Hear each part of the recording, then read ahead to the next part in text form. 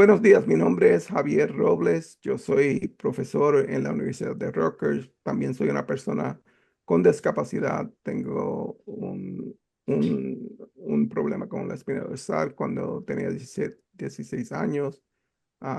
Hoy vamos a hablar con personas con discapacidad, también con padres de personas con discapacidad y personas que tienen muchos años de experiencia en los servicios, pero también personalmente ah, promoviendo programas para sus propios niños y también para sí mismo. So, vamos a empezar primero con la señora Suri Hernández.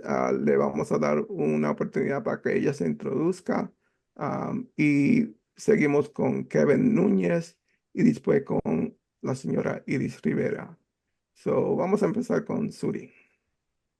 Hola, buenos días. Mi nombre es Suri Hernández. Gracias por la introducción, Javier. Soy mamá, antes que todo, de tres niños maravillosos. Uno de ellos tiene autismo y a través de ese gran regalo que la vida me ha dado, he decidido convertirme en un advocate para madres que están en la misma situación y sobre todo para la comunidad hispana. Y orgullosamente participando en este programa para poder proporcionarles información necesaria para ustedes. Gracias, Suri. Kevin, Hola, soy Kevin Núñez, tengo 37 años, soy miembro del Consejo de Discapacidades de New Jersey. Vivo en Willingboro, New Jersey. He sido residente de New Jersey desde que tengo 4 años. Soy escritor y también tengo un podcast hablando de la comunidad de discapacitados. gracias, Kevin. Iris, Buenos días, esta es Iris Rivera. Tengo un niño de 23 años. Le doy gracias al consejo que nos dio esta oportunidad de hacer esta entrevista para la comunidad hispana. También soy líder comunitaria. Tengo una organización sin fines de lucro que se llama PACOPAC, State County Parent Adult with Disability.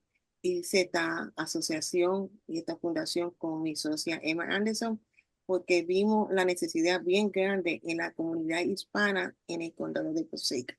Muchos de nuestra comunidad no hablan en inglés y no reconocen los recursos. Y por eso creamos esta fundación y eso es lo que hacemos. Damos información a nuestra comunidad, le informamos a nivel de talleres, de conferencias y algunas actividades recreativas para nuestros jóvenes que están en transición. Gracias por la invitación. muchas gracias. So, vamos a tener una conversación vibrante aquí. Y vamos a hablar de no solamente los servicios, pero también de algunas de las barreras que las personas y sus familias con discapacidad encuentran en el estado de New Jersey. So, la primera pregunta es, ¿cuál diría que es la barrera más grande para que las personas, principalmente de habla hispana, accedan a los servicios? Y vamos a empezar con Suri. Bueno, yo creo que la primer barrera es entender el proceso a seguir después de un diagnóstico, porque muchas veces dan el diagnóstico y dicen, ¿y ahora qué hago? O después de alguna sugerencia que una maestra o alguna sustituta de clase le dice, ¿por qué no le sugiere algo al niño? Entonces el padre queda en shock y muchas veces dicen, ¿qué hago? ¿Cómo lo hago? So, la barrera más grande es entender cuál es el proceso que va a seguir después de esa noticia. Okay. Kevin. Ahora, yo pienso que la barrera más difícil para los padres y para las personas con discapacidad es el miedo como tal. Tienen miedo a enfrentar la situación y piensan mucho en el famoso ¿qué dirán la gente? Tú no puedes tener miedo a enfrentar la situación que te llevó a la vida. Tan pronto te quites el miedo, puedes hacer lo que sea. Okay, gracias. Iris. Una de las barreras que, como dice Suri, cuando después del diagnóstico, ellos de los cuales se ponen no saben qué hacer y muchas veces están resignados, no aceptan el diagnóstico y muchas veces por el bochorno o de la familia o algo así no piden la ayuda y muchas veces se encierran entre ellos mismos, entre qué voy a hacer con mi niño o con mi niña cuando después del diagnóstico. Y la otra barrera es conocer el idioma, conocer dónde buscar las ayudas, a dónde acudir. Muchas veces los médicos te pueden referir o si no, alguien de la escuela o un conocido. Pero la barrera bien grande es qué va a pasar después del diagnóstico, qué vamos a hacer con nuestros hijos que han sido diagnosticados. Y eso es una buena contesta porque una de las preguntas que no tenemos aquí es sobre la cultura, ¿verdad? Y Suri habló de eso y usted también. Am,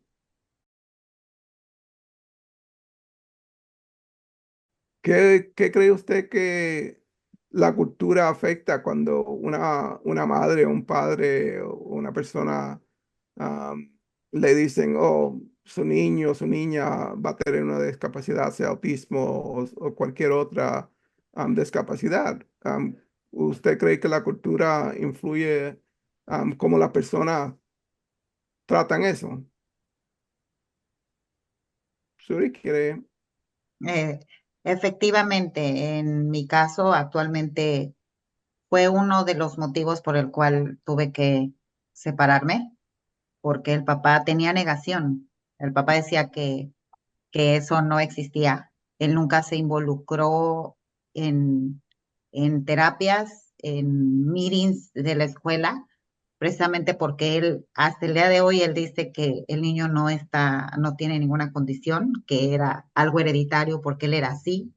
Mm, Entonces es la falta de educación y de conocimiento de que no es una enfermedad, porque muchas veces la gente tiene el concepto de que es una enfermedad y no es una enfermedad, porque mm, muchas personas se integran perfectamente. Es una condición que simple y sencillamente los hace diferentes. Ellos procesan de diferente manera las cosas. No es que sea una enfermedad, pero desafortunadamente el approach equivocado o el entendimiento equivocado, la ignorancia de muchas veces de una condición hace que las personas tengan miedo, como Kevin dijo, miedo a aceptar eso y el miedo de cómo lo voy a confrontar. mm. Gracias. Kevin, ¿tiene algo?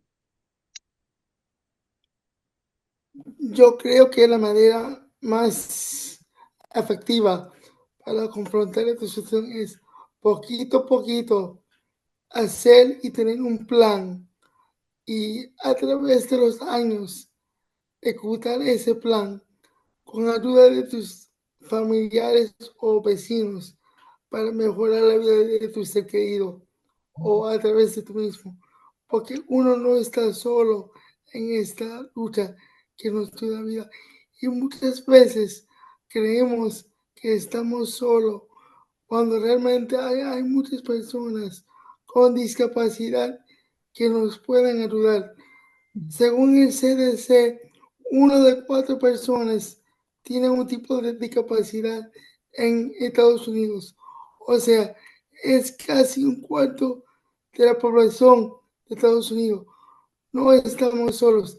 Tenemos que apoyarnos nosotros mismos. Gracias. Irin, ¿Me puedes repetir la pregunta de nuevo? sí, es como estaba preguntando como de la cultura de nosotros, la cultura latina, cuando una madre o un padre le dicen, oh, tu niña o tu niño tiene esta discapacidad, am, ¿cómo tú crees que se Sí, maneja eso culturalmente? sí, está la cultura hispana, pero hay otras culturas de otros países, Ujú, que piensan que fue una maldición o fue mm, algo malo. Todo depende de la creencia y donde venimos, las raíces. mm, Ah, lamentablemente, como Suri dice, eh, muchas veces el caballero deja a la dama. mm, Y yo llevo muchos años mi nene lo diagnosticaron a los 5 y tiene ahora 23, no más de 15, 16 años. He visto muchas madres solteras de diferentes países que muchas veces el caballero deja a la dama, deja a la mamá y muchas veces no entiende por, como tú dices, falta de información y apoyo, porque cuando te diagnostica, es bueno que los dos trabajen juntos por el bienestar de su hijo. Y por falta de conocimiento y por falta de aprendizaje y de buscar ayuda, ellos se van. Lamentablemente es algo nacional que la mamá se quedan solas, se quedan, criando los hijos Mm. y tenemos que, enseñarles, bueno, se está educando mucho, ahora, se está hablando mucho del autismo a nivel nacional, especialmente en Medellín. Digo que muchas personas se están educando más y aprendiendo más sobre este diagnóstico. Ujú.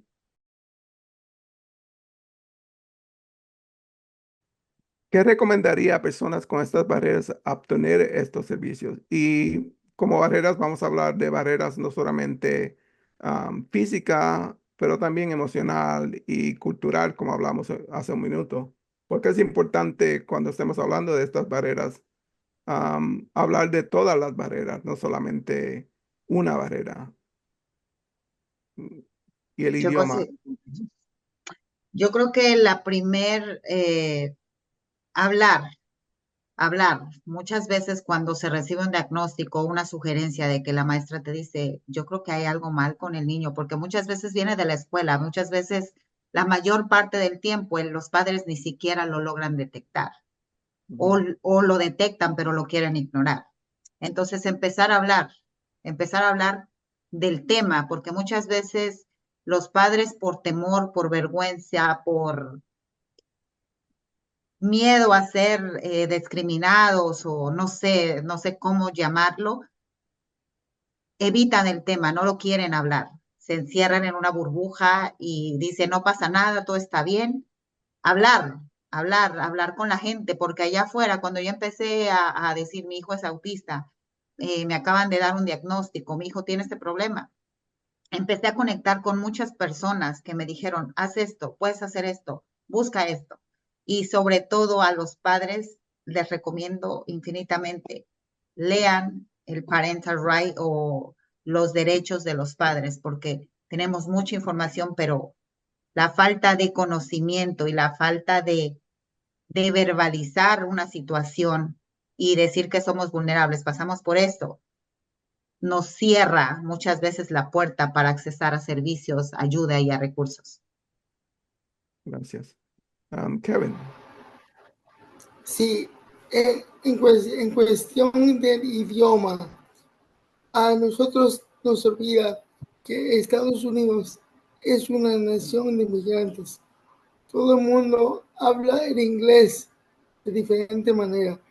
No podemos tener miedo a hablar el inglés porque nunca va a sonar bien perfectamente. Muchas veces nosotros nos encerramos nosotros mismos porque no queremos hablar el inglés o aprender a hablarlo por miedo de decir algo malo. Pero tenemos que quitarnos el miedo o el miedo de qué dirán para poder hacernos comunicativos, para poder movernos adelante con cualquier situación que nos toca. Gracias, Kevin. Iris, ¿qué recomendaría a personas con estas barreras a obtener estos servicios? Bueno, si se lo diagnostican a una edad temprana, hay recursos y agencias que son completamente gratis. Cuando el niño es diagnosticado a una edad temprana, él busca todas las ayudas que hay. Te puedes conectar, sí, como yo dije anteriormente, la oficina de pediatra, pero también a la edad de 3 y 4 años coge sus terapias, los ayudan. También le ayuda el sistema escolar, porque cuando tiene un diagnóstico, las escuelas públicas en el estado empiezan, le dan clases, entra al sistema educativo y le dan sus servicios que el niño o la niña haya sido diagnosticado. Depende de la discapacidad o el diagnóstico al que le han dado a la persona o al niño, le dan su servicio y realmente es bueno obtenerlo y no hay que pagar y muchas veces la cobertura está ahí. Como decimos, tenemos que buscar ayuda. La barrera también el idioma. Muchas veces no sabemos dónde acudir y dónde llamar o buscarlo. Pero como yo dije de un principio, el pediatra o la escuela son las personas que te van a decir a quién tú tienes que llamar. Y usted, padre, tiene que hacer estos servicios, tiene que hacer la cita, tiene que hacer la evaluación y tiene que darle seguimiento, porque a usted le toca que estos niños reciban su servicio, pero usted tiene que obtenerlo por medio de las agencias que están como Perform Cares, que es una agencia que empieza temprano, y también si educativo está la otra agencia que se llama Span, que también te dan educación. Son unas agencias que el estado de Nueva Jersey la tienen y que te dan bastante información donde tú obtienes los servicios a ningún costo. Gracias, Iris. Ujú.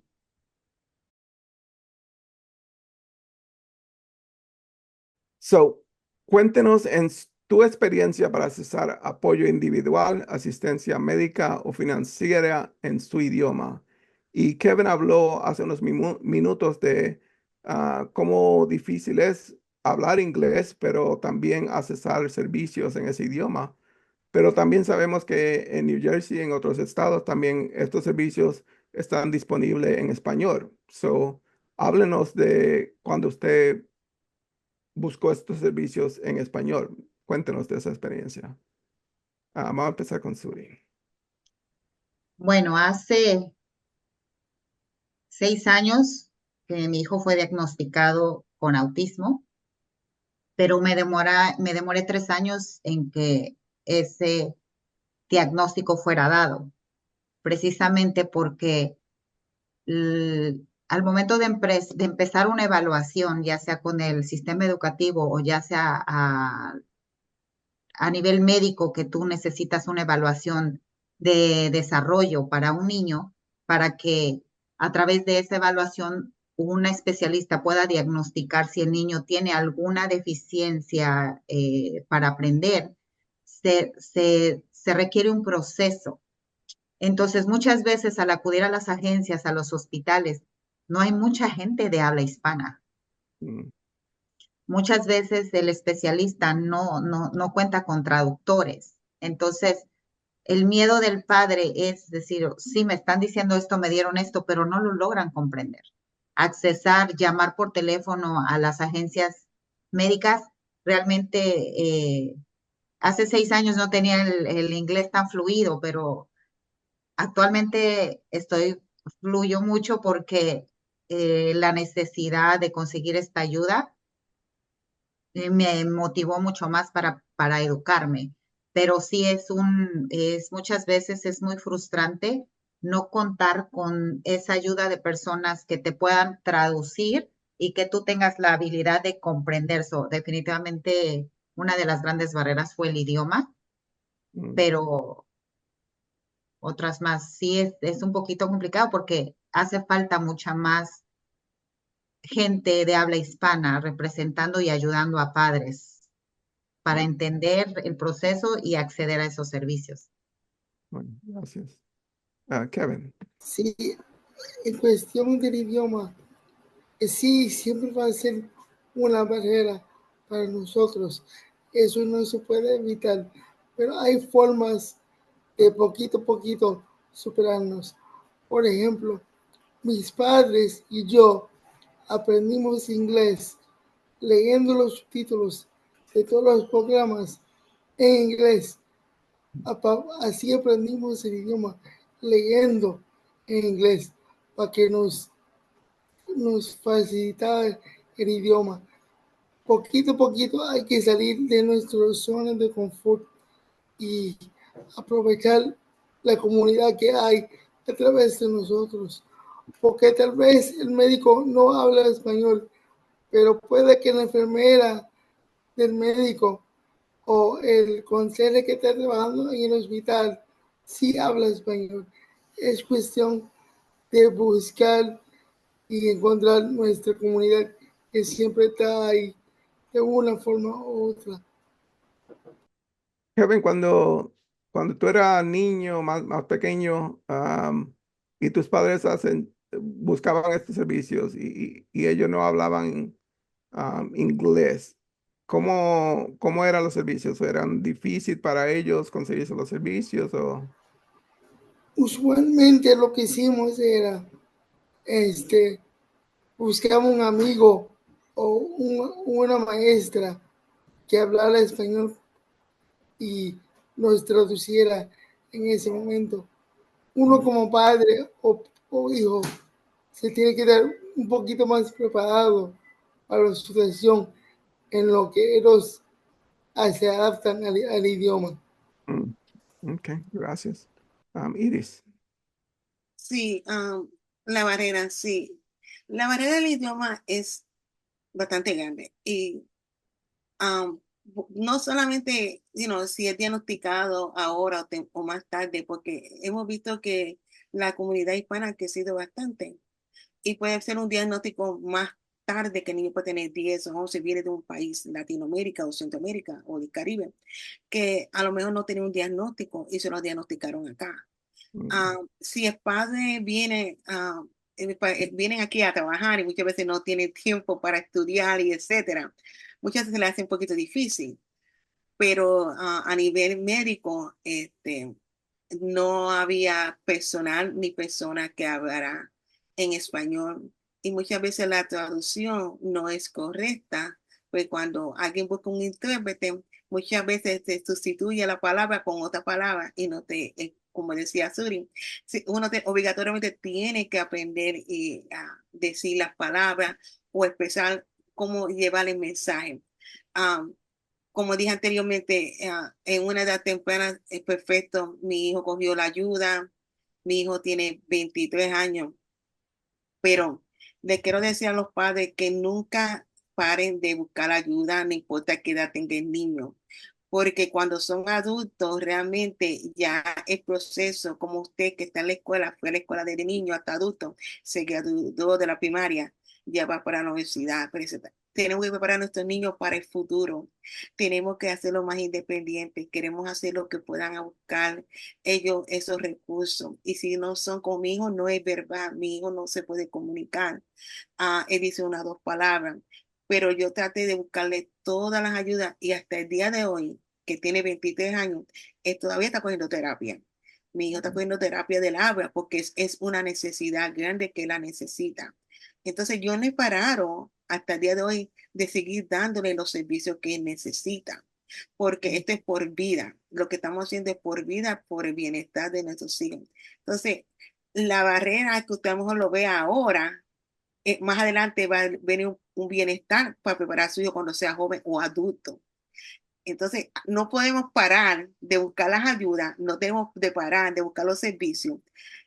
Siga hacia adelante y no se detenga, porque yo no voy a dejar de buscar la vida para mi hijo hasta que yo deje de respirar. Y entonces yo los motivo a ustedes que busquen las ayudas, que busquen las agencias y hay grupos comunitarios en su vecindad que a lo mejor, o que la escuela a lo mejor conoce, que los invitan, que a lo mejor los puede ayudar y guiarlos, o en las redes sociales. Y muchas veces hay grupos de Facebook que existen y a lo mejor hay alguien ahí que lo puede ayudar. Las redes se han abierto ahora después de la pandemia bastante grande, que es a nivel comunitario, comunitario y también comunicado, que se comunica de todo lo que uno necesita. Uno pone una palabra en la palabra Google y entonces ahí te dice dónde están los servicios y dónde tú puedes ir. No se encierre, busquen porque están ahí. Gracias, Iris.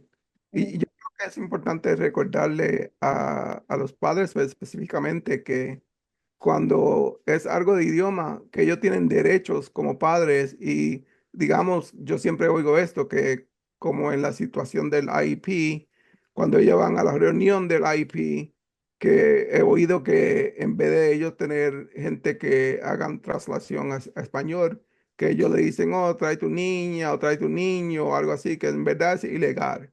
So, es importante recordarle a los padres y a las personas con discapacidad que ellos tienen derechos legales, federales y estatales en el estado de New Jersey y que si ellos creen que están discriminados, que también hay organizaciones para eso. So, quería decir eso. Sí, perdóname, es muy cierto. Yo había visto antes, cuando, que pues, los papás permitían que sus hermanos eran intérpretes, porque no había profesionales para que sea la introducción, pero yo creo que a nivel educativo hay mucho más. Pero como tú dices, ¿cómo un niño puede ser intérprete para algo que es tan importante para su hermano o su hermana, que Mm, realmente eso es la vida, como decimos tú? Realmente sí, a nivel educativo es muy importante tener personal en todas las agencias de gobierno y a nivel médico también. gracias. Eso es parte de también hacer un plan a través de la vida y buscar ayudas a través de la vida, porque tarde o temprano su hijo o su hija va a salir de la escuela y va a salir de ese apoyo que se da en la escuela, aunque sea poquito que se da en la escuela, pero cuando sale de la escuela realmente no hay mucho, hay mucho menos. Y uno como padre o individual tiene que estar preparado cuando salga de la escuela, tal vez, aunque sea el idioma o buscar otros recursos, pero es lo mismo. No podemos encerrarnos, no podemos tener miedo. Cuando se acaba la escuela es otro mundo ya y tenemos que estar preparados para esa transición a la adulteria. Gracias, Kevin.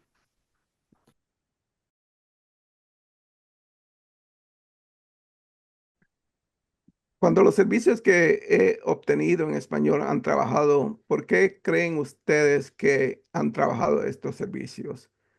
¿Cuál fue la diferencia en estos servicios y en otros que no trabajaron? So, vamos a empezar con Suri. Lo que a mí me funcionó fue educarme yo, entender yo cuál era la condición de mi hijo cuando me dijeron, tu hijo es autista, o tenía el sentimiento, más o menos el conocimiento, me sumergí de lleno a buscar información acerca de libros, en Google, ahora actualmente San Google nos puede ayudar a encontrar muchísima información, educarme y leer el folleto de padres. ¿Por qué? Porque esa fue mi arma, por decirlo de esa manera, para yo poder defender los derechos de mi hijo y saber los tiempos en los cuales debería de proceder, en este caso, cómo acceder a los servicios, cómo acceder a una evaluación de la escuela, cuál es el proceso, cuándo va a recibir su primera evaluación. Pero antes de todo eso, yo tuve que entender cuál era la condición de mi hijo para yo poder ayudarlo y proporcionar la ayuda que él necesitaba, porque cada persona y cada condición es diferente, pero si yo como padre la desconozco, yo no voy a poder ayudar absolutamente a nadie. Mm, Entonces, yo creo que lo primero es educarnos como padres acerca de qué condición tiene nuestro hijo, nuestro familiar o nuestro ser amado para poder ayudarlo. Gracias, Suri. Kevin, ¿cuáles Sí, servicios que obtenieron en español han trabajado para ustedes? bueno, en el caso mío, yo tengo parálisis cerebral y es importante reconocer que cada persona que tenga una discapacidad es individual y la forma que te afecta esa discapacidad es diferente a cada persona. Yo tengo un hermano con la misma diagnóstico y en sí, aunque tenemos el mismo diagnóstico, nuestras necesidades somos es diferentes y tenemos que saber que aunque tenemos el mismo diagnóstico, lo que nos hace falta a veces es muy diferente. Por eso es que tenemos que también aprender que cada persona es, aparte de su discapacidad, también es una persona. También tenemos que aprender que tenemos que ser parte de nuestra comunidad para poder acceder a diferentes servicios. Muchas agencias estatales ahora tienen los materiales, aunque están mal escritos, si tienen algo en español cuando dan un papel o algo al otro lado, aunque está mal escrito, es en español, para poder, aunque sea, entender lo básico, para después uno como padre o individuo seguir adelante. Es cuestión de buscar lo básico, que es lo que te van a dar, y no tener miedo de seguir adelante. Gracias, Kevin. Iris. Ah, puedo decir de mi persona. Yo vine a la edad de 11 años y estudié en las escuelas públicas y conozco el sistema porque también trabajé para el gobierno. Pero no te puedo decir la barrera que tuve yo del idioma, pero sí conozco mi comunidad hispana, la barrera que tienen muchos de ellos por falta de entendimiento y muchas veces el sistema que después de la pandemia todo es electrónico y todo tiene que navegar por computadora. Y yo pienso que es una de las barreras bien grandes que mi comunidad am, tiene ahora. Y muchas veces ellos no saben navegar un sistema, navegar, porque ahora mucho de la forma es todo electrónico, no se usa papel. Y como te dan el teléfono, tú tienes que llamar para buscar los recursos. Y entonces pienso que hay que buscar personal en español. Yo pienso que las agencias de gobierno tienen que hacer un poquito más de este trabajo de ir a las comunidades hispanas, decirles cuáles son los recursos que hay en su idioma. Pues como te dije antes, muchos de los papás trabajan muchas horas y no tienen tiempo de sentarse a una computadora o no saben pegar con una computadora. Yo conozco papás que me dicen, yo no sé tocar un teclado. Yo pienso que muchas veces sí tengo un correo electrónico, pero yo no lo uso. Yo leo mejor el WhatsApp. Muchas veces por el WhatsApp es más fácil para ellos leer algo o tocar un enlace o hacer la registración. Pero leer un correo electrónico o mandar un correo electrónico, muchas veces el sistema, se ha avanzado mucho la tecnología en estos tiempos, que esta es la barrera que yo veo que hay. Eso es lo que yo veo en mi comunidad. El sistema ha cambiado mucho y todo es electrónico y pienso que ellos desconocen cómo entrar en el sistema y acceder a los servicios. Gracias, Iris. Ujú.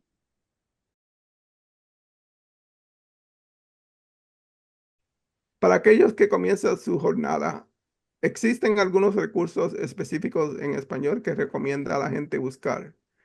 Yo sé, Suri, que hace unos minutos hablaste del folleto de padres como un recurso. ¿Me puede explicar de eso un poquito y cualquier otra sugerencia que tenga? Claro que sí. El folleto de los derechos de padres en educación en español es proporcionado por el Departamento de Educación del Estado de New Jersey. Y en el primer meeting, cuando algún padre solicita una evaluación o necesita servicios para su hijo, le van a dar una copia de este folleto. Actualmente puede entrar a Google y lo puede bajar, está en PDF y está en muchos idiomas, que esa es la gran ventaja. ¿Por qué fue lo que más me ayudó? Porque este folleto cuenta con 54 páginas, pero van a ser de mucha información porque le va a dar, proporcionar información acerca de cuál es el proceso, cuál es la elegibilidad, sorry, cuál va a ser el proceso en caso de que su hijo sea diagnosticado con algún déficit de aprendizaje. Se puede crear un plan educativo personalizado para ellos. Cuál es el tiempo que se va a demorar la escuela en procesar su aplicación? ¿Cómo van a ser las evaluaciones? Los tiempos. Yo me enfoco mucho en los tiempos porque yo digo, un año que mi hijo pierda, 9 meses que él pierda, en un proceso de evaluación, no lo va a recuperar absolutamente. Y ese año es un tiempo que él no va a recuperar y va, en lugar de progresar, va a disminuir sus probabilidades por las condiciones de nuestro cerebro, la elasticidad de nuestro cerebro. Entonces, es muy importante que se eduquen y lean, o sea, les entregan este folleto y lean toda la información porque los va a guiar cuál es el proceso de elegibilidad, cuál va a ser el proceso después de un diagnóstico, cómo se va a crear ese plan educativo para una persona. Entonces, yo creo que ese es el conocimiento te da poder y cómo tú vas a acceder a los servicios si tú no conoces cuáles son los servicios que necesita tu hijo o tu persona amada para tú defenderla. Si no conoces cuál es el proceso, el tiempo en el cual por ley ellos deben de escuchar o acceder a tu petición o proporcionar las evaluaciones necesarias. Entonces, ese librito verde necesito que lo lean los padres, por favor. Gracias, Uri. Kevin.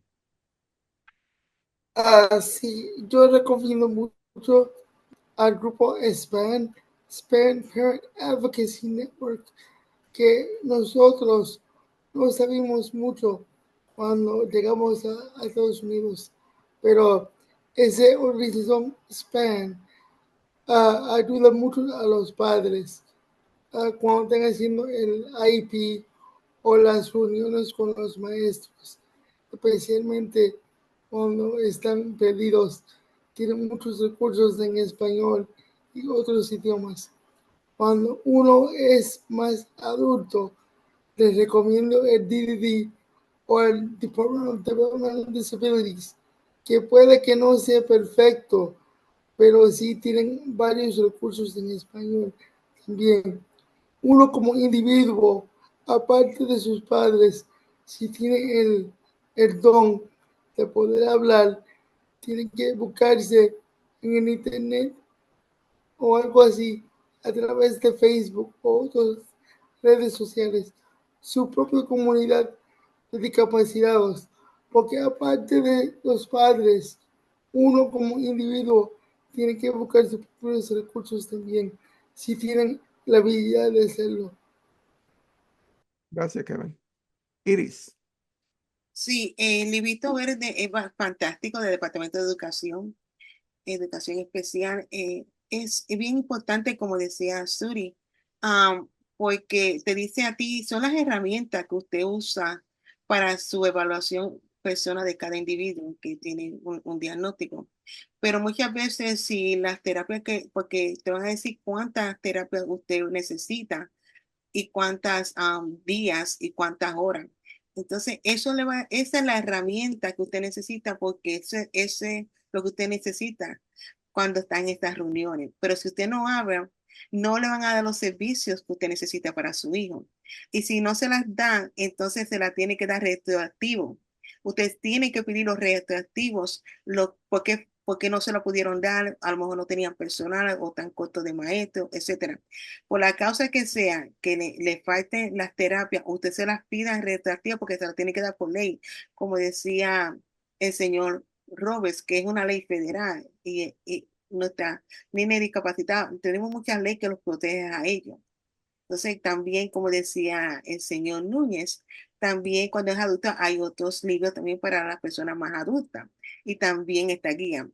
Yo me eduqué y yo todavía hasta el día presente yo asisto a conferencias, asisto a talleres, me educo continuamente y participo porque eso me ayuda tanto a mí y también si alguien me llama o me pide información, yo sé dónde referirlo.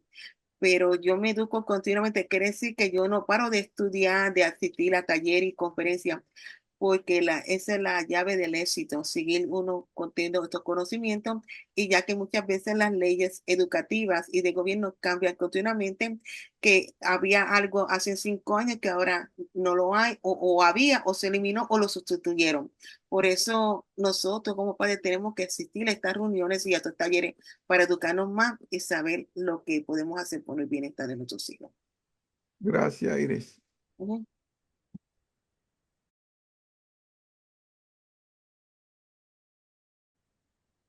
So, la pregunta que sigue es, ¿cuál es la manera más efectiva en la que uno puede empoderarse para defenderse a sí mismo y a sus seres queridos que ustedes han encontrado?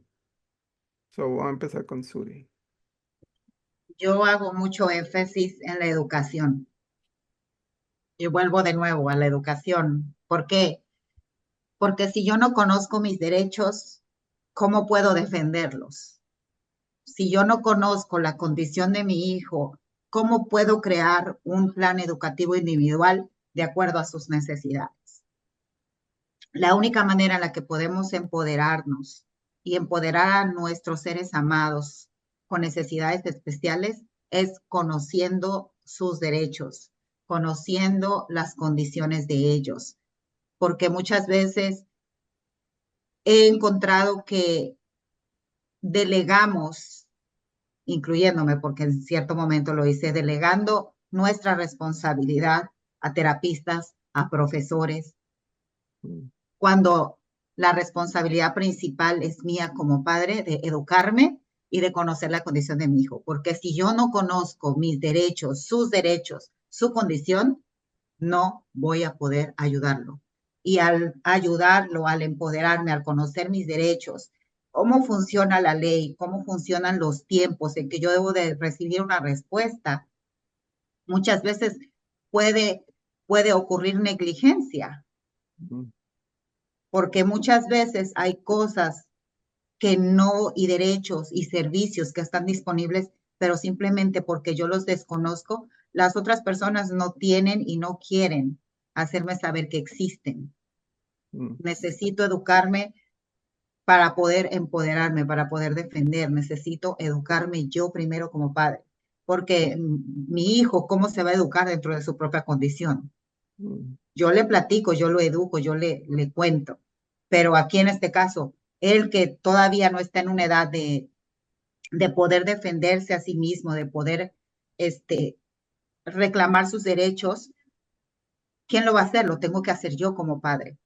Y me gradué del Partners and Policy en New Jersey y eso me abrió una ventana para conocer que había otros padres que invitaban a sus hijos a los IEP meetings mm, para que ellos empezaran a involucrarse. Y por primera vez yo invité a mi hijo, le digo, ¿te gustaría participar? ¿Te gustaría saber cómo va a funcionar tu plan de escuela? A lo cual él me dijo, no, mamá, me da miedo porque no me gusta tomar decisiones. Y mm, yo le dije, está bien, yo lo respeto, pero él ya está, ya tiene algo en su panorama, en su cabeza, en su mente, de decir, ok, yo puedo participar de esto que se está creando para mi beneficio y tener una voz. mm, Entonces estoy caminando el camino, pero fue a través de educación y de buscar recursos con personas que están en la misma situación. Gracias. Educación, educación, educación. Gracias, Eli. Kevin. Sí, uno tiene como individuo y padre no tener miedo a enfrentarse a la lucha y buscar recursos. Yo como individuo cogí Partners in Policy Making de New Jersey cuando yo tenía 18 años. Era mi primer aventura, por decirlo así, en punto de entrada al mundo de abogacía de lo mismo como persona. Yo no sabía cuáles eran mis derechos como individuo. Yo aprendí mucho de mis padres, pero llegó un punto como yo de persona tenía que entrar al mundo de discapacidad y ser parte de esa comunidad. Ese programa de Partners in Policy Making me ayudó un montón y uno como individuo tiene que apoyarse a través de nuestra comunidad y aprender a hablar no solamente de la cultura hispana, pero también la cultura de la discapacidad, que es otro mundo, aparte del mundo inglés, y que uno tenemos que ser parte de 2 o 3 comunidades a la vez para ser nuestros propios individuos y propias personas. Gracias, Kevin. Iris. Sí, yo me podré yo misma, buscando las ayudas y, llamando, buscando servicio. Como decía Suri, no depender, porque algunas veces nosotros dependemos mucho de los profesionales y, y pasan los años y muchas veces tú ves, espérate, mi hijo no ha avanzado, mi hijo no ha atrasado. Tú puedes ver el avance. Si tú no viste el avance es porque algo no está funcionando. Entonces tú tienes que empoderarte más y involucrarte más en la vida de tu hijo y chequear fuera de a nivel educativo agencias independientes que también dan recursos.